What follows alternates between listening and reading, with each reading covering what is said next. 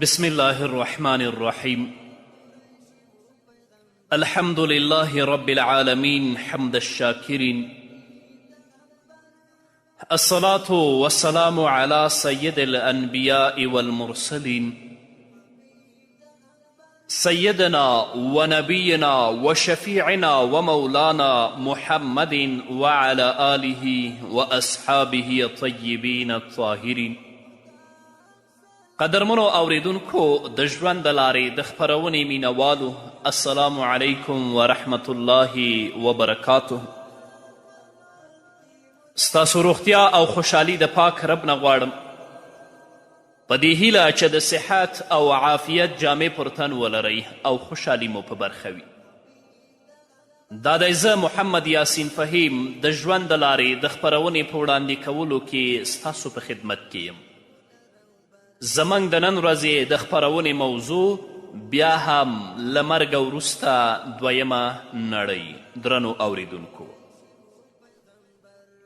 لومړنی هغه کس چې د اسرافیل علیه الصلاة والسلام لومړنۍ شپیلۍ اوري، خلک به لکه د خپل عادي ژوند په څیر ژوند کوي. څوک به په بازار کې وي، څوک به جامې را اخلي، څوک به خپل څاروي لوشي، چا به اوښه لوشلې وي او کور ته به روان وي چې شیدې وڅکي، څوک به د څا خواته ډنډوکی جوړوي چې څاروي ترې اوبه کړي، او چا به په امن و امان کې خپل خواړه مخې ته ایښي وي، او یوه لمړۍ به بلې پسې خولې ته پورته کوي چې ناڅاپه به اسرافیل علیه الصلاة والسلام په شپیلۍ کې پوکی وکړي، او په دې پوکي کې به دومره ویره او وحشت وي چې نفسونه به وخوځوي او زړونه به را وباسي، چې په دې سره به د مخلوقاتو له بدنونو څخه روحونه راوویستل شي او ټول به مړه شي. د بخاري حدیث دی، پیغمبر علیه الصلاة والسلام فرمایي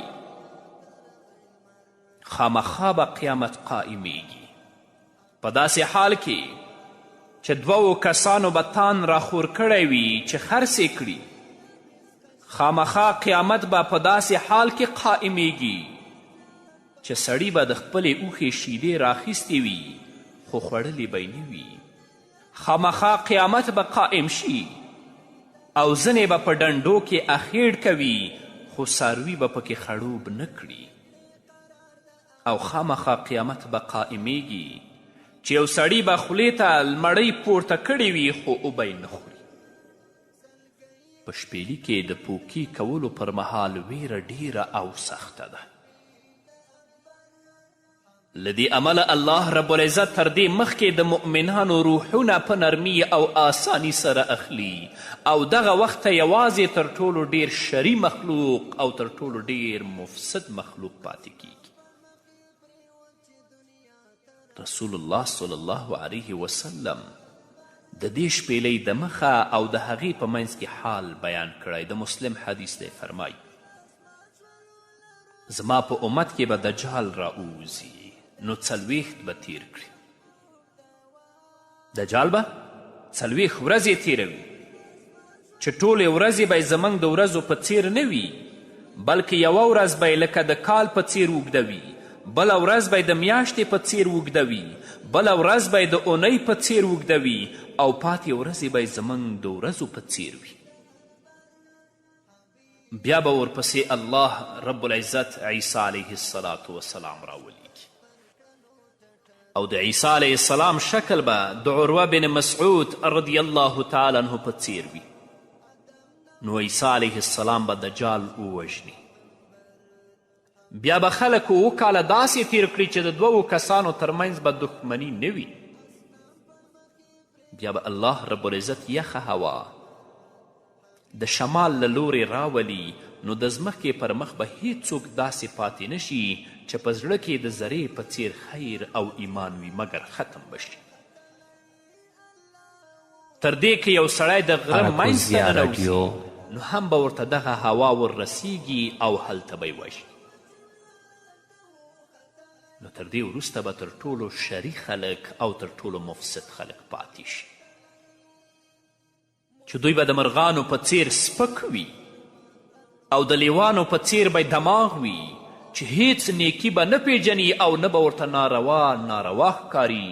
شیطان به ورته د انسان په شکل کې راشي او ورته به ووایي تاسې زما خبره نه منئ.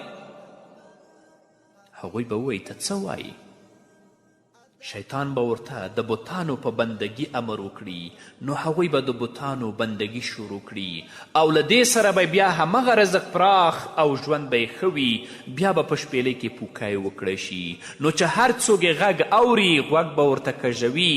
نو تر ټولو لومړی چې اوري یو سړی به وي چې د خپلو څاروو لپاره به ډنډوکی اخیړ کوي، یعنی په ډنډ کې اوبه جمع کوي چې څاروي ترې اوبه کړي. نو هغه به مړ شي او ټول خلک به د دوی نه وروسته مړ شي. بیا به الله رب العزت باران وکړي چې هغه باران به د پشمک په شان وي، نو له هغې څخه به د مخلوقاتو بدنونه راوټوکیږي. بیا به بل پوکی وکړی شي، نو ناڅاپه به دوی ولاړ وي او ګوري به. بیا به ورته ویلی شي ای خلکو د خپل رب لوري ته راشئ، او دا به هم وویلی شي وی دروئ بېشکه له دوی څخه پوښتنه کیږي وقفوهم انهم مسئولون. بیا به وویل شي چې دوزخیان ترې وباسئ، نو به ویل شي له څو نه څو.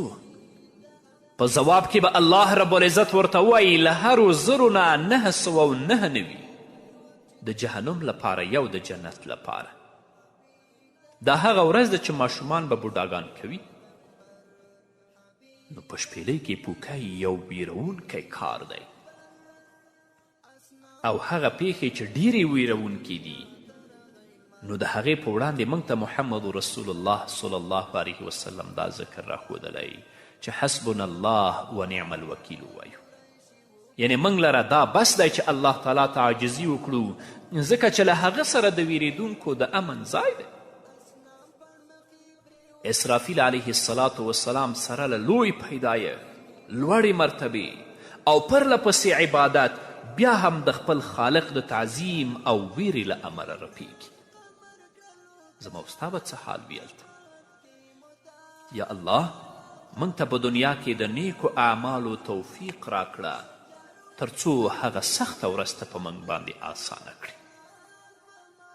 نو د حساب او جزا لپاره د خلکو په بیرته راپاڅولو باندې ایمان لرل د ایمان له اصولو او ارکانو څخه دی، او له بحث څخه منکرېدل او کفر پرې کول د الله تعالی وینا دروغجنه ګڼل او په الله باندې کفر کول دي.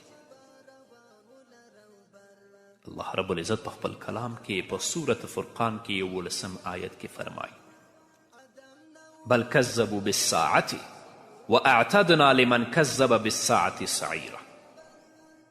بلکې دوی قیامت دروغجن ګڼي او موږ تیار کړی دی د هغه چا لپاره چې تکذیب د قیامت کوي ګرم اور. څوک چې قیامت نه مني، بعث بعد الموت نه مني، د هغه لپاره الله رب العزت ګرم اور تیار کړی دی. همدارنګه الله رب العزت بیرته راپاڅېدل او د خلکو راژوندي کېدل په ډیرو آیتونو کې ذکر کړي دي. په سورة انبیا کې 104 آیت کې الله فرمایي یوم نطوی السماء کطی السجل للکتب کما بدأنا اول خلق نعیده وعدا علینا انا کنا فاعلین. په هغه ورځ چې موږ به آسمان راټول کړو لکه چې مامور خپله کتابچه او خپل هغه دفتر چې په هغه کې پاڼې ږدي هغه راټولوي. الله فرمایي لکه چې موږ لومړی پیدایښت کړی نو بیا به هم را واپس کړو او دا وعده په موږ لازم ده، بېشکه موږ دا کار کوو. انا کنا فاعلین. همدارنګه الله جل وعلا شانه په سورة سجده کې 11 آیت کې فرمایي قل یتوفاکم ملک الموت الذي وکل بكم ثم الى ربکم ترجعون. ته ورته ووایه وفات کوي تاسې لره د مرګ ملائک هغه چې په تاسې مقرر شوی او بیا تاسې خپل رب ته واپس کیږي. همدارنګه الله رب العزت په سورة تغابن کې په 9 آیت کې فرمایي زعم الذین کفروا ان لن یبعثوا قل بلا وربي لتبعثن ثم لتنبئن بما عملتم وذلك على الله يسير. ګمان کوي کافران چې دوی به هیڅکله راپا نه څول شي. ته ورته ووایه ولې نه؟ زما دې په خپل رب قسم وي چې تاسې به راپورته کیږئ او بیا به درته د خپلو عملونو خبر درکول کیږي او دا کار په الله تعالی ډیر آسان دی. همدارنګه د مسلم حدیث دی، نبی کریم صلی الله علیه وسلم فرمایی هر انسان به په هغه حال باندې راپاڅولی شي چې په هغه حال باندې مړ شوی وي. همدارنګه د ابن ماجه حدیث دی، نبی کریم صلی الله علیه وسلم فرمایی خلک به په خپلو نیتونو راپاڅول شي. که دې په دنیا کې د الله رب العزت د کلام سره مینه وه، د پیغمبر علیه الصلاة والسلام د احادیثو سره دې مینه وه، دین سره دې مینه وه، هغو کسانو سره دې مینه وه چې هغوی د الله د دین لپاره کار کوي، د هغو په مجلسونو کې دې ګډون کوه، الله رب العزت به دې د همدغو په صف کې راپاڅوي. که د ذکر په حالت کې مړ وي، الله رب العزت به دې د ذکر په حالت کې راپاڅوي. که د مانځه په حالت کې مړ وي، الله رب العزت به دې د مانځه په حالت کې راپاڅوي. او که د علم په مجلس کې مړ وي، الله رب العزت به دې د علم په مجلس کې راپاڅوي. او که دنیا کې د مینه د فساقو، فجارو، بېحیاو، منافقو او مرتدینو سره وه، الله رب العزت به دې د دوی په صف کې راپاڅوي. که د فسق په مجلس کې مړ شوې، د همدغه فسق په مجلس کې به راپاڅول کیږي. که د بېحیایي په مجلس کې مړ شوې، د همدغه بېحیایي په مجلس کې به راپاڅول کیږي. قدرمنو اورېدونکو، راځئ چې الله ته متوجه شو، د الله ویرې ته په خپلو زړونو کې ځای ورکړو. په دې محدود او لنډ ژوند کې هغو عملونو ته مخه کړو چې الله رانه راضي شي او هغه سخته ورځ الله رب العزت راباندې آسانه کړي. او که ژوند مو په غفلت کې تیریده، ژوند مو په بېپروایي کې تیریده، ژوند مو په بېاعتنایي کې تیریده، نو په هغه ورځ کې الله ته ودرېدل او الله ته جواب ورکول بیا ډیر سخت کار دی. دا خبرې چې زما د ورونو تر غوږونو رسیږي یا زما د خویندو او میندو تر غوږونو در رسیږي، خپلو عملونو باندې بیا کتنه وکړئ چې څومره عملونه هم د الله رب العزت د وینا او د دین موافق دي او څومره عملونه هم د الله د حکمونو او د پیغمبر علیه الصلاة والسلام د لارښوونو خلاف دي. د توبې وخت شته، د توبې دروازې لا خلاصې دي. مه دوکه کیږه، پرېږده ګناه، پرېږده دروغ، پرېږده فساد، پرېږده بېحیایي، پرېږده د بېحیایي اورېدل او کتل چې الله رب العزت دې هغه دنیا ښایسته کړي او الله رب العزت ته په اوچته غاړه باندې ولاړي. د پلار نه، د مور نه، د ورونو نه، د اقاربو او د خپلوانو نه ګناه په پټه کوي، د دوی نه حیا کوي، خو هغه ذات چې تا په هر ځای کې ویني د هغه نه حیا نه کوي. یا الله ته په موږ باندې رحم وکړه. نور به مو اورو قدرمنو اوریدونکو، بیا هم زموږ سلامونه ومنئ. الله تعالی زموږ سترګو ته مخامخ داسې ډیر دلایل ایښي دي چې موږ دې ته اړ باسي چې تر مرګ وروسته بیرته د خلکو په راپاڅولو او ژوندي کولو باندې ایمان ولرو. موږ ډیر ځل په یوه وچه او خړه پړه ځمکه تیریږو چې هیڅ فصل، بوټی او شینکی پکې نه وي، خو کله چې په همدغې وچې ځمکې باندې الله رب العزت باران وکړي، نو هغه ځمکه تازه شي او بیرته ورته شینکي راواپس شي او تکه شنه وګرځي، تر وچوالي وروسته لمده شي، له خړوالي وروسته شنه شي، نو همدغه شان به الله رب العزت مړي را ژوندي کوي. دغه زره شوي هډوکي او وچ بدنونه به را ژوندي کړي، نو بیرته به تازه او ژوندي شي. لکه چې الله تعالی په خپل کلام کې په سورت اعراف کې 50 آیت کې فرمایي: وهو الذي يرسل الرياح بشرا بين يدي رحمته حتى اذا اقلت سحابا ثقالا سقناه لبلد ميت فانزلنا به الماء فاخرجنا به من كل الثمرات كذلك نخرج الموتى لعلكم تذکرون. او الله تعالی هغه ذات دی چې د خپل د رحمت له مخې هواګانې د زیري لپاره رالیږي، تر دې چې کله درنې وریځې راپورته کړي نو موږ یې وچ کلي ته وچلوو، په هغې باندې ترې اوبه ووروو، نو په دې اوبو سره هر قسم آمدني را اوباسو، همدغه شان به موږ مړي را اوباسو د دې لپاره چې دا خلک پند واخلي، لعلکم تذکرون. نو هغه ذات چې کله یې خوښه شوه په لومړي ځل مخلوق پیدا که او د خپلې خوښې شکلونه یې ورته ورکړل، نو پر دې هم قدرت لري چې یو ځل بیا را ژوندي کړي چې څنګه یې خوښه وي او کله یې خوښه وي، ځکه چې بیرته را ژوندي کول یې له لومړي ځل پیدایښت نه ډیر آسان دي. لکه چې الله رب العزت په خپل کلام کې په سورت انبیا کې 104 آیت کې فرمایي یوم نطوی السماء کطی السجل للکتب کما بدأنا اول خلق نعیده وعدا علینا انا کنا فاعلین. په هغه ورځ چې موږ به آسمان راټول کړو لکه چې مامور خپلې دفترې راټولوي، لکه چې موږ لومړی پیدایښت کړی نو بیا به یې هم را واپس کړو، او دا وعده په موږ لازم ده، بېشکه موږ دا کار کوو، انا کنا فاعلین. همدارنګه الله تعالی په سورة روم کې 28 آیت کې فرمایي وهو الذي يبدأ الخلق ثم يعيده وهو اهون علیه. الله تعالی هغه ذات دی چې په لومړي ځل مخلوق پیدا کوي او بیا به بیا را واپس کوي، او دا ورته ډیر آسان دی. او دا کار الله رب العزت په دنیا کې هم کړی. په دنیا کې ځینې انسانان مړه شوي دي خو الله رب العزت بیرته را ژوندي کړي دي. لکه چې د بني اسرائیلو یو وژل شوی د غوا په یو غړي له وهلو سره را ژوندی که. الله فرمایي په سورت بقره کې 83 آیت کې فقل نضربوه ببعضها كذلك يحيي الله الموتى ويريكم آیاته لعلكم تعقلون. موږ ورته وویل ووهئ دا مړی په ځینې برخه د دې غوا باندې، همدغه راز الله تعالی مړي را ژوندي کوي او تاسې ته خپل آیتونه ښیي چې تاسې هوښیار شئ. په بني اسرائیلو کې یو کس بې اولاده و، مال یې ډېر او د دې میراثخور وراره یې نو د خپل تره میراث ته یې تادي شوه، حمله یې پرې وکړه، خپل تره یې ووژه.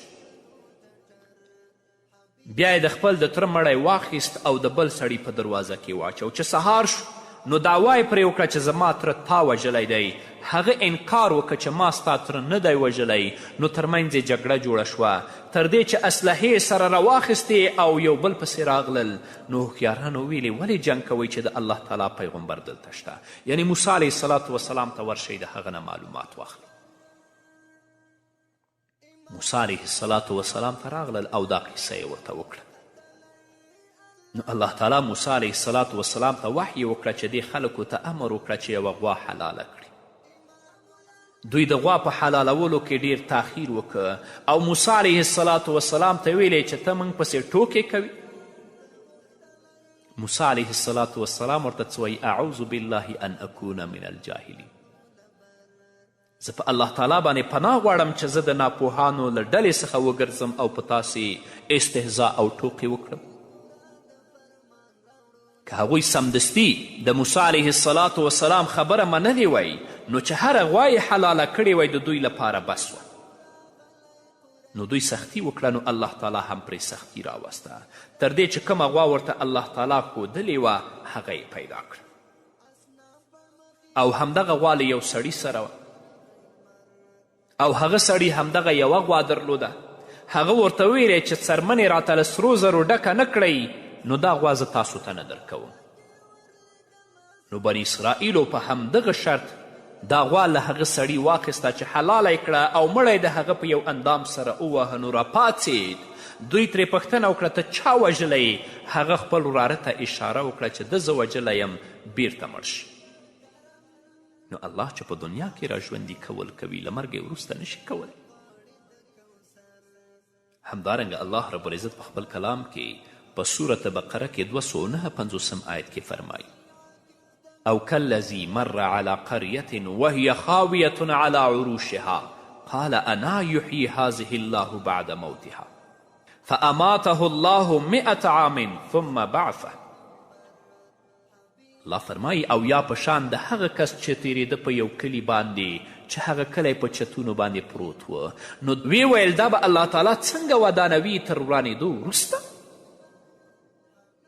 نو الله تعالی دا کس مړ که او 100 کاله یې وساته بیا یې راپاڅه. الله دا کار په دنیا کې کوي. ستاسو د مرګ نه وروسته تاسو نشي راژوندي کولی؟ او لکه چې ابراهیم علیه الصلاة والسلام ته الله مرغان راژوندي کړي. الله تعالی په خپل کلام کې په سورة بقره کې 260 آیت کې فرمایي وَإِذْ قَالَ إِبْرَاهِيمُ رَبِّ أَرِنِي كَيْفَ تُحْيِي الْمَوْتَى قال أولم تؤمن قال بلى ولكن ليطمئن قلبي قال فخذ 4 من الطير فصرهن إليك ثم اجعل على كل جبل منهن جزءا ثم ادعوهن يأتينك سعيا واعلم أن الله عزيز حكيم. او کله چې ویل ابراهیم علیه السلام ای زما ربه ما ته وښایه چې ته څنګه مړي راژوندي کوې. الله تعالی ورته ویل آیا ته باور نه لرې؟ ابراهیم علیه السلام ویلې ولې نه، خو د دې لپاره چې یقین مې نور هم زیات شي. الله تعالی ورته ویلې 4 مرغان ونیسه، بیا یې ټوټې ټوټې کړه او په هر غره باندې یوه ټوټه کیږده او بیا یې راوبله، نو په منډو به روان وي او پوه شه چې الله تعالی زورور او حکمتونو والا دی. او الله تعالی په دې هم قدرت لري چې یو شی له ضد څخه راوباسي. یعنې الله تعالی قدرت لري چې له وچ او مړ هډوکي نه ژوندی او تازه بدن راوباسي. او د دې مثال داسې دی لکه چې الله تعالی له شنې ونې نه اور راوباسي، لکه چې الله رب العزت په سورة یاسین کې فرمایي وضرب لنا مثلا ونسي خلقه قال من يحيي العظام وهي رميم قل يحييها الذي أنشأها أول مرة وهو بكل خلق عليم الذي جعل لكم من الشجر الأخضر نارا فإذا أنتم منه توقدون. او دوی زموږ لپاره مثالونه بیانوي او خپل پیدایښت یې هیر دی. وایي چې هډوکي کله ذره ذره شي نو څوک به یې راژوندي کوي؟ ته ورته ووایه هغه ذات به یې راژوندي کوي چې په لومړي ځل پیدا کړي دي، او هغه په خپل ټول مخلوق عالم دی. هغه ذات دی چې تاسې لره له شنې ونې نه اور راوباسي نو تاسې یې بلوئ. نو بعث بعد الموت حق دی. که څوک په دې باندې ایمان ونه لري هغه کافر دی. نو چې کله دا منو راځئ چې د هغې سختې ورځې لپاره تیاری ونیسو. په همدې هیله قدرمنو اوریدونکو دا وه زموږ د نن ورځې خپرونه چې ستاسو درانه حضور ته وړاندې شوه. تر بلې خپرونې پورې چې زه بیا هم ستاسو درانه حضور ته راځم، تاسو ټول په لوی او بخونکي الله سپارم. پاتې ژوند مو نیکمرغه، ښاد، بریالي او کامیاب.